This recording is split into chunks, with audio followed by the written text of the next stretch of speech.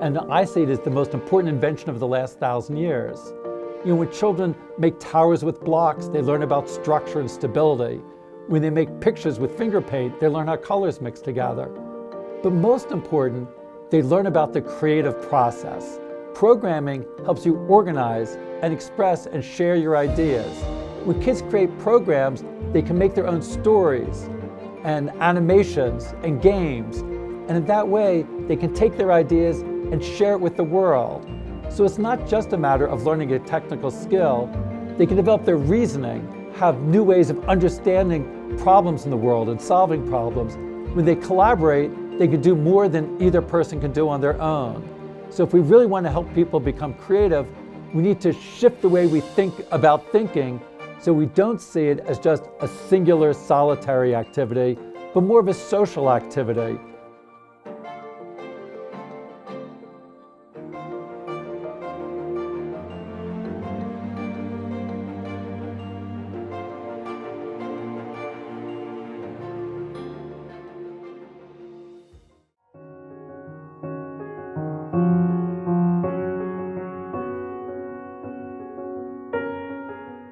Oftentimes, when people think about computer programming, they think of it as a technical skill or a mathematical skill. But actually, I see it different. I think programming is most like learning how to write. When you learn how to write, you learn how to express your ideas and share your ideas with others. I see programming the same way. Programming helps you organize and express and share your ideas. When kids create programs, they can make their own stories and animations and games. And in that way, they can take their ideas and share it with the world.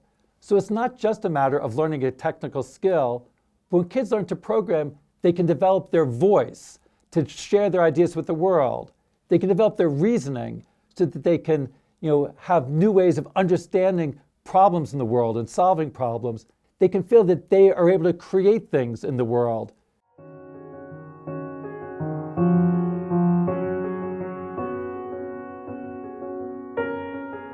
When we developed our Scratch programming language, we intended it for all children from all backgrounds, of all learning styles, because we think it's important for all children to be able to express themselves. It's not just for children who are going to go on and become professional programmers, but most children won't grow up to become programmers or computer scientists.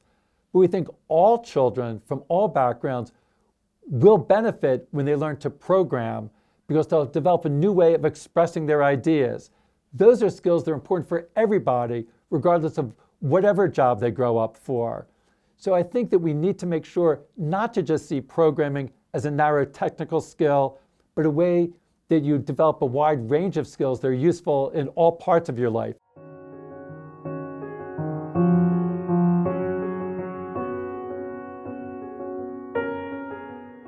And it wasn't just a school for young children, it was a different approach to learning. And I see it as the most important invention of the last 1,000 years. When Friedrich Froebel invented the first kindergarten, back then, most education was just by a teacher lecturing to students who wrote down word for word. He knew that wouldn't work for 5-year-olds. He knew that 5-year-olds needed a more interactive approach to learning. So he created the first kindergarten with lots of different materials and toys and tools to let kids engage with the world, interact with the world, and to learn through exploring and experimenting. When children make towers with blocks, they learn about structure and stability. When they make pictures with finger paint, they learn how colors mix together. But most important, they learn about the creative process. Unfortunately, the rest of school doesn't continue in that way. Kids spend too much time in school sitting at their desks, filling out worksheets, listening to lectures. So they no longer develop as creative thinkers.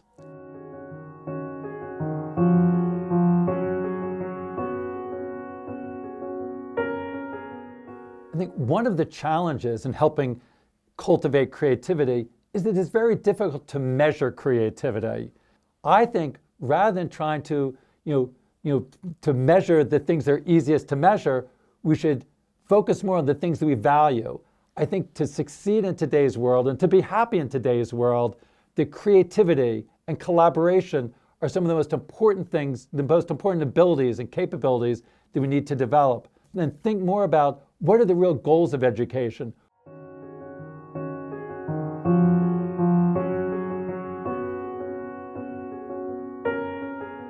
A few years ago, I was talking to Chen Jining, who at the time was president of Tsinghua University. He's now mayor of Beijing.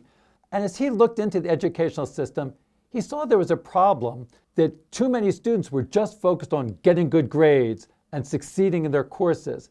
He said his university, Tsinghua, was full of those students, that they had done well in school, they got good grades, they'd done well on their exams, so they got into a very good university. But he said there was a problem. Many of them were not very creative. If you gave them a new situation, they didn't know how to address it. They just knew how to solve the problems they were already taught. He talked about those students as A students. They were students who got A's in their tests, but they didn't know how to come up with new ideas in a new situation. He said that we needed to support a new type of student that he called X students. X students were willing to take risks, to try new things. Rather than just answering the questions of the textbook, they knew how to define new types of problems. Rather than just following rules and instructions, they were defining their own goals and strategies. So he said, to succeed in today's world, it's important to be more of an X student. Because the world is changing so quickly, we need students who are willing to take those risks, try new things, define their own goals and their own strategies. So he set it as a goal for Tsinghua, and he said the whole education system should set as a goal to support the development of X students, not A students.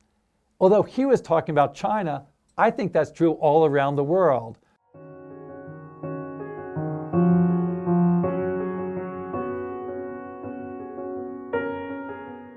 When people think about thinking, they sometimes think about the great Rodin sculpture of the thinker, who's just sitting there, in contemplation by himself. But I think that's a really bad image of creative thinking. I think we need to have people learn with and from one another. When people work together, they can get inspiration. When they see what other people do, they get inspired. When they collaborate, they can do more than either person can do on their own. So if we really want to help people become creative, we need to shift the way we think about thinking so we don't see it as just a singular, solitary activity, but more of a social activity.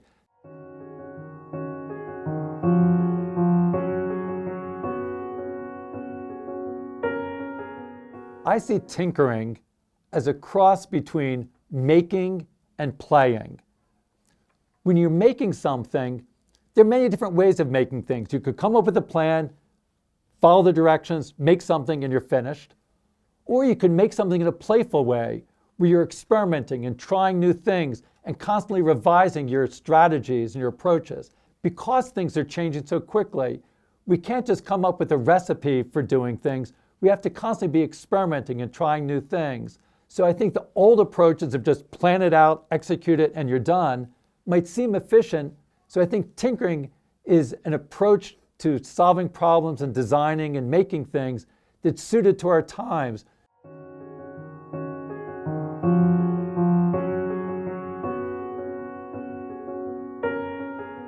We need to give children enough freedom to be able to follow their fantasies, but enough structure so they can make their fantasies come alive.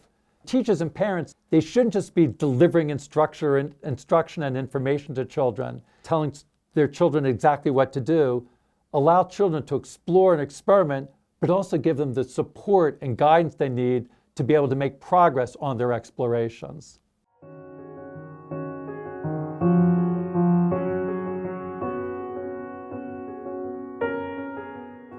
I think one of the problems with today's education is that too many things are separated by different barriers.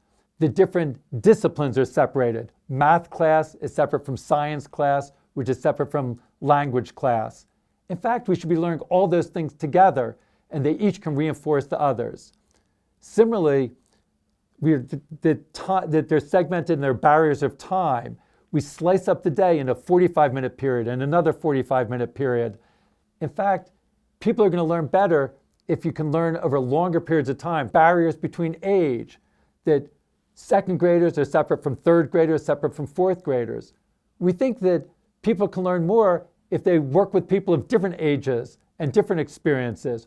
There's also barriers between inside of school and outside of school. And I think there's a lot of benefits from people from the community who could help in school, and children in school should learn more about the community. So I think the most important trends in school are to remove those barriers and let learning be something that cuts across all those barriers. I think that's the future where education will be going. Hi, I'm Mitch Resnick. I'm a professor of learning research at the MIT Media Lab, and I recently wrote a book called Lifelong Kindergarten, Cultivating Creativity Through Projects, Passion, Peers, and Play, and it's great to be joining you on Eco Talks.